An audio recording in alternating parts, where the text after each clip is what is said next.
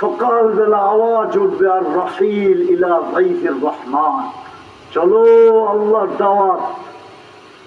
না জানি কত কোটি আইটেম খাওয়াবে।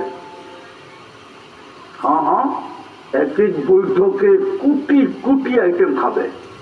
কোনো বাবুর্চি জান্নাতের খাওয়া পাক করবে না। পাওয়া যাবে দৌলতপুরের যুবক এখানে আছে, দুই বন্ধু মিলা গুলশান বনানীর বুক দেখে, বুকের খাওয়ান দেখে নেটের ভিতরে, ঠিক না?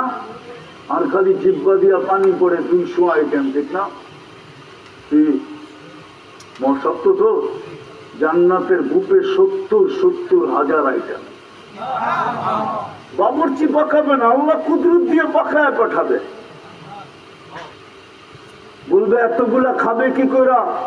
তাহলে অ্যালকোহল দিয়ে বুঝাই, অ্যালকোহল অক্সিজেন পাইতে দেরি, পুরা যেতে দেরি করে না। জান্নাতের খাওয়া পেটে এক লোকমা ঢুকবে, আরেক লোকমা যখন ঢুকাইতে যাবে তখনই বাহিরের বাতাসের ছোঁয়া ভিতরে লাগবে, আগেরটা উড়া যাবে, সুগ্রাণ হয়ে বাহির হয়ে যাবে। অ্যালকোহলের মতো খাইতে থাকবে, খাইতে থাকবে, 70,000 প্লেট খাবে। প্রতি শুক্রবারে আল্লাহ দাওয়াত খাওয়াবে। আল্লাহর দিদার হবে প্রতি শুক্রবারে। আর দিদার হইতে দেরি ইসদাদা হুসনা ওয়া জামালা, নারীদের আলাদা রূপ বেড়ে যাবে, পুরুষদের আলাদা রূপ বেড়ে যাবে।